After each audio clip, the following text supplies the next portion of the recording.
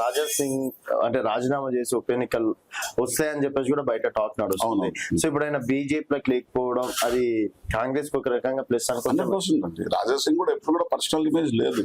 ఆయన పీడియాక్ట్ కి 2 months లోపల పోయినప్పుడు ఒక వాళ్ళ అనుచర గన్నులు కానీ లేకపోతే ఆయన ఫాలోవర్స్ కానీ ఒక ఆర్టీసీ బస్ వల్ల కొట్టిరా, ఒకరోజు షాప్ ఏదైనా బంద్ చేయించగలిగినరా? ఏం లేదు. అసలు రాజా సింగ్ అనేది మెయిన్ బ్రాండ్ అనేది బీజేపీ, అది అంతే తప్ప ఆయన బీజేపీ బ్రాండ్ తో ముందుకు రావడం జరిగింది తప్ప ఇప్పుడు ఈ రోజు సస్పెండ్ చేసిండు.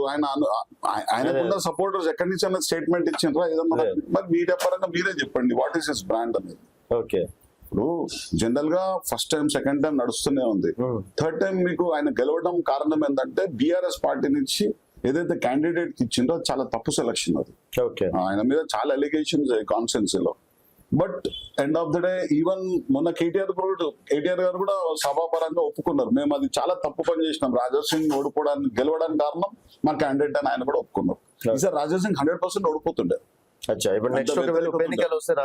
ఆయన కంటెస్ట్ చేయడు, మీరు రాసి పెట్టుకోండి. ఈ రోజు డేట్ టైం పెట్టండి. ఆయన కంటెస్ట్ చేయడు, ఆయన చాలా స్మార్ట్. ఆయన హీ నోస్ హిల్ లూజ్ అని చెప్పేసి ఆయన చాలా స్మార్ట్ వ్యక్తి. ఆయన నేను paper pen bond Raja Singh contest చేయడు, మీరు పేపర్ పెన్ చేయండి నేను రాసిస్తా. రాజీనామా చేస్తాడు అనుకోవచ్చా? రాజీనామా చేసేసిండు కదా, బీజేపీ కాదు ఆయన 100% ఆయననే ఆయన ఇచ్చిన రాజీనామా లేఖలో బీజేపీకి ఎవరైతే సీనియర్స్ ఉన్నారో కిషన్ రెడ్డి గారు చెప్పడం జరిగింది, మీరు ఏదైతే స్పీకర్ ఫార్మాట్ లో సబ్మిట్ చేయండి అని కూడా చెప్పడం జరిగింది.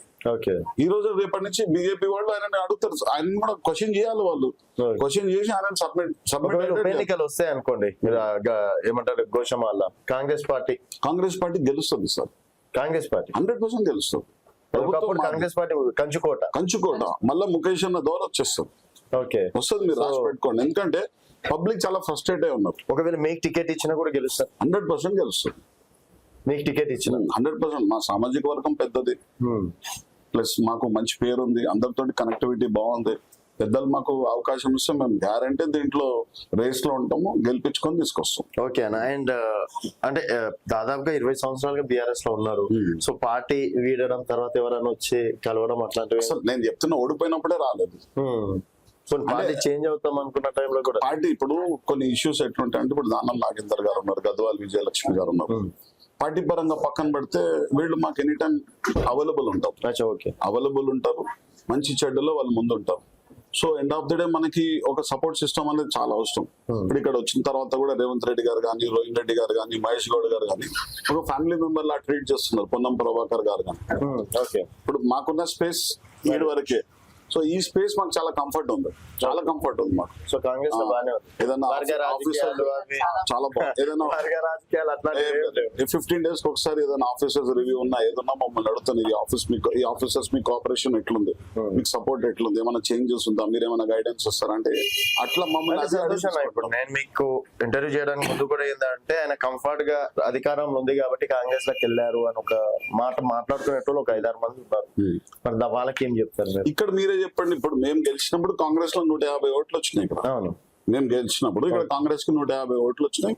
మొన్నటి ఎలక్షన్ లో 173 ఓట్లు వచ్చినాయి. మరి ఇది కంఫర్ట్ ఎట్లా అవుతుంది? ఇది ఒక ఛాలెంజ్ మాకు. అంటే మేము మళ్ళీ 0 నుంచి తీసుకొని రావాలి పైకి. ఒకటి పార్టీ వేవ్, ఒకటి మా వేవ్.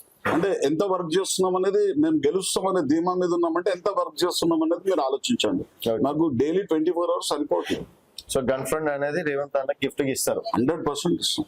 మేడం మీరు కాన్ఫిడెంట్ గన్ ఫౌండరీ కాదు సార్, ఫస్ట్ మేము గోషమల్ కాన్ఫిడెన్స్ ఇస్తాం. చూడండి మీరు, ఆయన రాజీనామా ఒప్పుకుంటే మేము పార్టీ ఎవరికి ఇచ్చినా సరే మేము ముందంటే గెలిపించే దాంట్లో కూడా మాది ముఖ్య పాత్ర ఉంటాం. ఓకే సార్, చూద్దాం మరి త్వరలో. అండ్ అక్కడ మీ ఏరియా